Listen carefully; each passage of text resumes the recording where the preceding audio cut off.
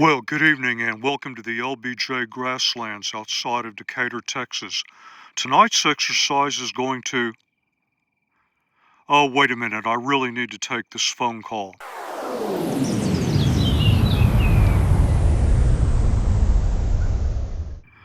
All right, that was a friend of mine, Frank. I had originally planned to come out here and just do a quick evaluation of some camping gear. I did not bring much kit with me. Frank has designed a SAR training exercise for me, which is really going to push both me and what little gear I have tonight. So apparently yesterday a Girl Scout troop came out, set up camp at Todder, which is a campground in that direction. They hiked all the way out to the Piney Woods campground, supposed to break camp this morning and come back. It's just a straight out and back along the Yellow Trail. Well, for reasons that I don't know, camp did not break until well after lunchtime, and another mistake was made. Only one adult was leading the group of young girls back. I've been told that a head count was performed at the one-horse bridge, which is just roughly off in that direction. That was the last known good position for the entire group. Apparently there was an attitude of panic because they wanted to get back before dark. Just made it back. Final head count, one short. The girl's name is Jamie Keller. I'm going to spare you all the pre-search details. You can presume that I've talked with the adult in charge. You can presume that I've got all the information I need about Jamie. We also have Wise County law enforcement inbound to both Todder to set up an incident command. We have two more officers going out to Piney Woods in the event that Jamie was able to make her way back there. My current assignment is from the campground that I am here.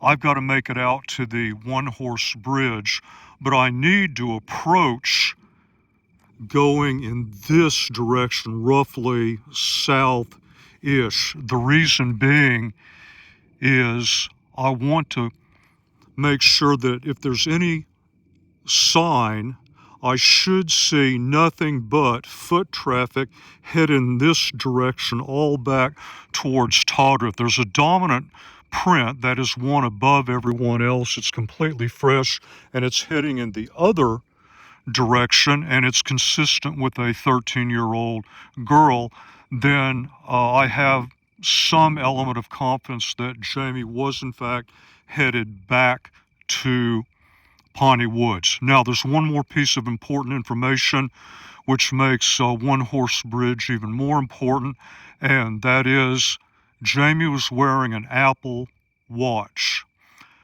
We got a hit or a notification from the watch that it was dropped, and apparently it was a pretty hard drop, and the GPS is at a location very close to one horse. So I need to get to an approach that allows me to get to the one-horse bridge quickly, but also head in the right direction to check out sign.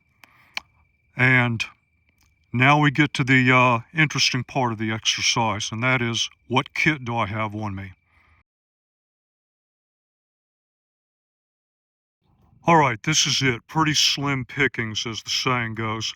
Even if I'm just out on a road trip, I always try to carry my light loadout with me. Unfortunately, I've been shifting gear around between loadouts, so this is missing a lot of stuff that I would normally want to have with me. The most important of which is thermal night vision, really big long throw light, and a magnified optic. It's also missing some other gear. It does, however, have a backup headlamp and a couple of flashlights. I have the HP35R. This is a unproven headlamp to me in search and rescue in general. It's still under evaluation, so that's why I have it with me tonight. Is I was going to review the camping gear and then just do some light exploration with the headlamp. I do not like it for tracking searches. I like it more for very specific type of area searches. What am I doing tonight? A tracking search. Well, I also have a couple other lights I'm evaluating, one of which I do consider using for tracking. The other has a very floody display, which will help balance both the strength and the weakness of the 35R, and that is that it is a very much downrange punch type of headlamp. We also have an issue with the proprietary battery. The one thing that's missing from my light right now is power bank. I also don't have any type of replaceable battery here.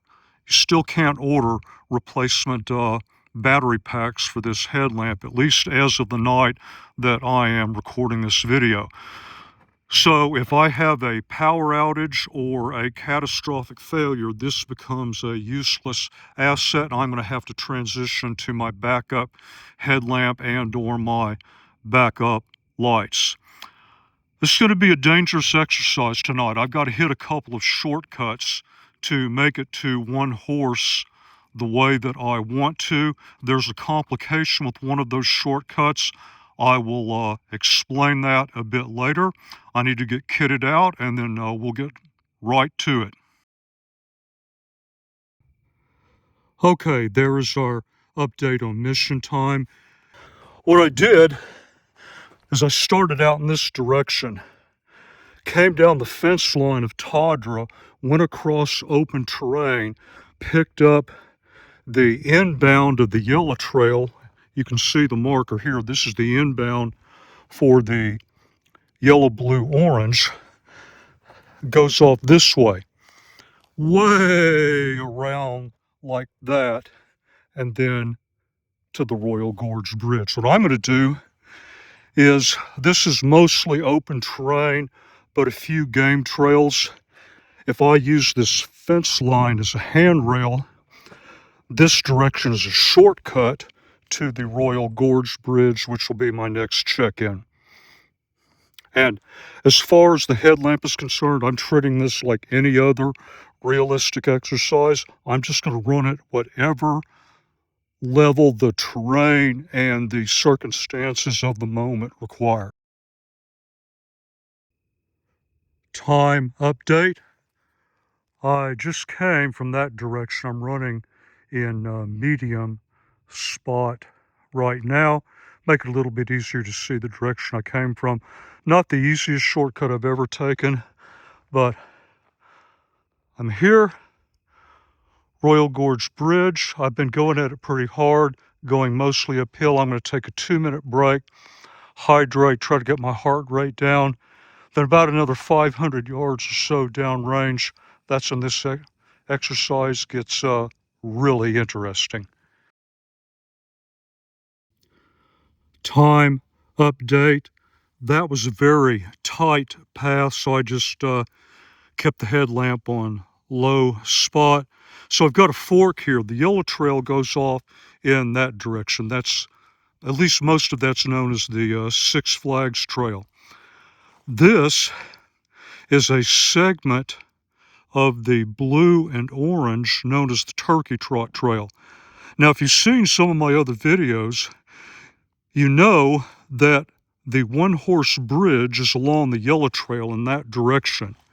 If I were to take the yellow trail that way, I'd go an incredibly long distance this way, all the way down through Piney Woods Campground, all the way down. Terrible waste of time and energy. If I go along the Turkey Trot Trail, there is a shortcut that cuts about 1.9 miles off of that total distance. But here's the trick and the crux of tonight's exercise. I have to admit that I made a mistake. I have very precise distance measurement from the edge of the one-horse bridge to the entrance to that shortcut. and it's an approximate southeast bearing. I have a couple trees I look for. You may have seen that before. And then once I catch the shortcut, it's about 500 yards, and I hook up with the turkey trot here, then take that all the way back in. Done that before day and night. I had the distance measurement from the exit point to here, and somehow I failed to transfer that to my permanent notes. So I do not know how far it is to pick up what is now the entrance to that shortcut. I'm going to have to just use natural landmarks and memory. Of course, I'm going to very carefully step it off. The big problem is we've got leaves everywhere, and so like right in here, no real way to differentiate this from a game trail that ends up leading nowhere and the entrance to a shortcut path. So this is going to be the most difficult part of the exercise. I could get caught in a time loop where I just go back and forth and end up getting lost, or throw up my hands and take the turkey trot all the way to Piney Woods and then come down the yellow. That would be a disaster. So, well, let's see if I can avoid a disaster. That is the extension of the turkey trot trail. You can see the blue-orange marker. And I may have gotten lucky here. This is pretty well marked. I believe that this is my shortcut path. Almost 800 yards. It makes sense based on everything else I know about the terrain and past expeditions. So I've got that marked down now. All right, let's find out if I've really got it or if I'm just talking about it. Time update, and we nailed it. I ran about half low and half medium. Let me step it back up to medium. That's where I just came from. Piney Woods Campground in that direction. This is the yellow trail. One horse bridge in this direction. I'll just keep ping-ponging back and forth between medium and low as needed, probably mostly in medium. And this is the point where the ingress phase is over. I am now officially in my AOR. This is where the tracking phase begins. All right, about 630 yards, I did all of that in medium spot, which I am in now. There were just too many wide open areas that I needed to very quickly investigate without having to adjust the headlamp. Well, good news, we're here at the one horse bridge. Bad news, no Jamie. Now, I have contact with Frank via text message from my Garmin InReach Explorer Plus, so I do have some updated information. Piney Woods Campground back in that direction. Wise County law enforcement has done an extensive search of the campground, surrounding area, and nobody. It's just as empty as it can be. There are only a few patches of soft, sandy type of ground. Everything else is very hard. And in those patches, I saw no indication of a footprint that would be consistent with a 13-year-old girl heading in that direction. My updated instructions are that the GPS for the watch falling and hitting the ground is about 50 yards in that direction.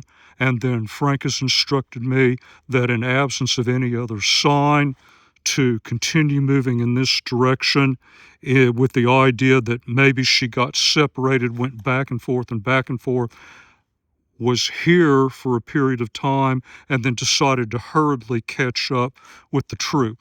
We still don't know why she got separated, although another piece of information I have is that apparently under questioning from law enforcement, some of the girls admitted to bullying. Jamie apparently pulled back away from the group. Still don't know how she got separated. I got to find her first, so got to get right back to it. All right, we just crossed over 2 hours. I've temporarily stepped down to low. I'll be running probably most of this next segment in medium unless I come into very tight tree line. My instructions are I have not been able to find the watch, not any sign whatsoever. So I'm supposed to head back along the yellow trail towards Tadra, and within the next several hundred yards, be extremely careful and look for any sign that Jamie may have gone this way, which would indicate that after a period of separation, she tried to catch up with the group. Well, there's an old saying that I'd rather be lucky than good, and I got lucky here primarily because I'm in a search area. I had that admonition from Frank, so I know he probably came out here earlier and put something out for me, but I would be in this mindset no matter what. I've got the 35 in medium spot. I mean, that's great at projecting something downrange, but look at the side to side. This is where something important is often found. Do you see it? Let me bring another light in. This is the light that I was using for spot searches, just moving it back and forth like this, really getting that good peripheral going. Now, let's walk over here and let me show you what I found. If I was just using the 35, I would have walked right by that. But using the secondary light, I was able to see it. That's a little bucky, and it looks like it hasn't been there very long. Now, I told you I got a lot of personal information about Jamie. This is where some of that information comes in as being very relevant. Let me move the headlamp down a bit. She is a big Bucky fan, and she carries this little Bucky doll on her backpack. This leads me to believe, although this ground is very hard, it's not going to leave much of an impression, she may have at some point crouched down in here, whether she was tired or hiding or what, and then when she got up, the little Bucky doll got hooked on something, a branch, whatever, and fell down. So this is my first solid sign that Jamie was most likely headed in this direction. So absent any other sign, I'm just going to keep moving back towards Tadra. I also have some more good news, and it looks like we may have some horse riders available to join the search soon. So I want to show you high, looking out over a pretty long area. I'm just looking for anything reflective, anything that might at a glance look like it's out of place. This is where the 35 really earns its money. If it just had a flood that had a significantly wider field of view than the spot, then when you ran on a lower mode with flood and spot simultaneously, or just switch to the highest output spots as needed, I mean, it would really have something. Of course, we still have to get beyond that proprietary battery pack, but this is where it's really showing its usefulness. Time update. I did that last segment about 50-50, medium and high. I'm in medium now. I don't know if you can see, there's a split down there. The yellow trail actually splits off, goes back through the trees. But if you're not paying attention, just kind of keep walking straight. You come up here,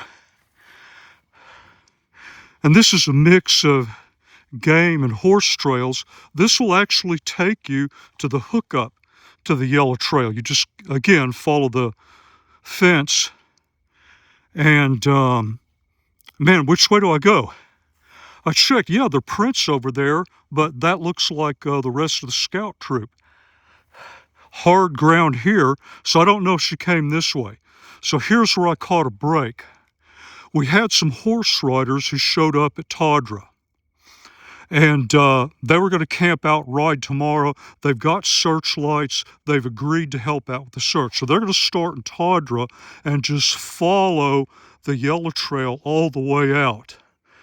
And so Since they're coming up the normal yellow trail, I'm going to take this path using the fence line as a handrail in the event that Jamie went this way, and then that way we've got both routes covered. And I don't know, it would probably be low medium for most of this segment, maybe a couple minutes in high. So I've been doing this entire segment in medium. This is one of the gullies that I have to traverse about halfway down, maybe not quite halfway. Then go back up. We're in medium spot right now. We bump that up to high. And the good news is that I've been told by Frank that once I get to the other side, I'm supposed to be able to hear very faint screaming, but he hasn't told me the direction. Time updates still in medium. That's where I came from. This is FS 904. I've been instructed by Frank that I can hear very faint screaming in that direction. And every time I yell Jamie's name, or that may have been a deer, or I blow my hyper whistle, I get a scream in that direction. So I'm supposed to head in that direction and look for a marker, and at that point I will have found Jamie. Well, I guess that qualifies as a marker. I've temporarily gone down into low. Now we proceed from the search phase into the rescue phase. Psychological, physical condition. Psychological, as you can guess, 13-year-old girl in this environment, she is freaked out, exhausted. So I've got to get her calmed down. This is where personal information, I've got to look around to keep out for eye shine. This is where personal information can be helpful. I found out she has a dog named Rufus, so I want to convince her I'm with search and rescue. I'm here to help her. I want to get her back to safety. And, you know, everyone would love to be reunited with you. Your parents can hardly wait to see you. Rufus is dying to see you. I'll bet you'd like to get back and see him, wouldn't you? So get her calmed down. Physically, she had food and water, but she's a little on the cold side. It's mostly exhaustion. She got kind of banged up. That gully I went through, she had trouble with that. I'm going to get back up into medium here and do a sweep while I continue to talk. Never know what might sneak up on me. So very quickly, what happened? Yeah, there was some bullying going on. She kind of got depressed, fell back. The group was trying to move really fast because they got started so late. She was dying to use the restroom. So at some point, you know what they say, when you gotta go, you gotta go. Well, after she took care of business, she got back to the yellow trail, got disoriented, couldn't see which way people had went. The wind was really blowing. She yelled, nobody answered, got her phone out, no service. So then she just totally freaked. She went back and forth from that position to the one-horse bridge and then finally made the decision that I'm just going to pick a direction and go. I don't know which direction to go. I think it's this way, but she just took off and went. So she amazingly made it way back there to the yellow trail, but she had no idea which way to go to get to Todra. So she went the wrong way, got to this point completely exhausted, not prepared to be out at night. As I always preach, take at least a whistle and a light with you. Whether you think you'll need it or not, those two things can come in really handy. So, good news for this scenario. Horseback riders are on their way. As soon as they show up, they're going to take Jamie back to Todra.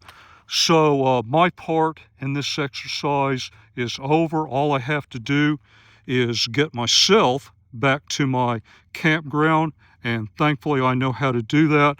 I'm probably going to run on medium and high spot the rest of the way. I'll check in down along the road. So I'm running in mostly high. I've stepped down to medium temporarily. This is a little bonus segment for those who really keep up with the channel. So that's the direction I came from. You may remember this area right here, the pond off in the distance there. If I go about 430, 440 yards along this path, I'll come to the entrance to the shortcut that I call the Northwest Passage. The Northwest Passage leads me to an opening. I can take that opening out and hook up with the yellow trail, actually not too far from where I found that little Bucky doll, as opposed to taking that massive, long route that we just came through. So for those of you who really get into some of these exercises, I thought you might be interested in that. That is the pathway that leads to the Northwest Passage.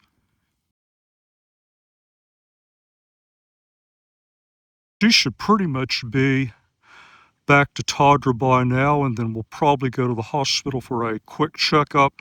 I will probably check back in as I move through Tadra. I've got to pick up the blue trail and take the blue trail to the fence line, and then I can shortcut from there to my campground.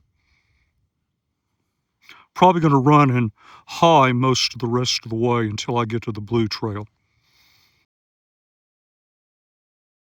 All right, just over 4 hours, 5 minutes, back at the truck. Whew, until I'm out of breath. That last haul was all the way uphill, still running in medium. I'm going to get geared down and then we'll check the battery. All right, here we go. Let's see what we've got. Well, that's pretty impressive, I guess. My best guesstimate for the entire evening is that I spent about 25% of my time on low. That was mostly starting out. Rest of the time in medium-high spot. The medium-high mix was probably 60-40 in favor of medium. So take that as you will. Now I do have a battery pack swap option with the HP30R V2 pack. I can plug that in here and it will work, but it doesn't clip on very cleanly. So I have to do a little bit of midnight engineering to make that work, but it does work. So in instances where I really wanted to take advantage of what the 35 offered, but I was a bit worried about the battery pack, I would probably use that in addition to carrying a power bank. Or, for the most part, since I do mostly tracking searches, I'd probably just go with the HP30R V2 and a long throw light in addition to my tracking light. But overall, very interesting exercise, especially the navigation. As always, I did this entire exercise tonight. No map, no compass, no GPS. Some pretty difficult terrain. Now, young guys in the military will laugh at that, but just consider that I'm 65 years old, so I'm very glad to have returned in one piece. And so on that happy note, I'm going to thank everybody for sticking with me for such a long exercise. And as always, until that next review, thank you very much for your time. Thank you for watching the video.